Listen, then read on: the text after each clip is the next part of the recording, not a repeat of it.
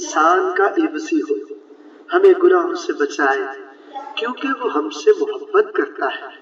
جیسا کہ متی رسول کی انجیل میں رقم ہے، یسوع کا مذاق اڑایا گیا، اس کی تحقیر کی گئی اور عہد پلاطوس میں اذیت دی گئی۔ اس نے اپنی صلیب اٹھائی اور یروشلم سے کلوری کی راہ پر چلا، جہاں پر اسے کیلوں سے صلیب پر جڑ دیا گیا اور دو ڈاکوؤں کے درمیان اسے مصلوب کیا گیا، اور اس نے ناقابل بیاں جسمانی اذیت برداشت کی۔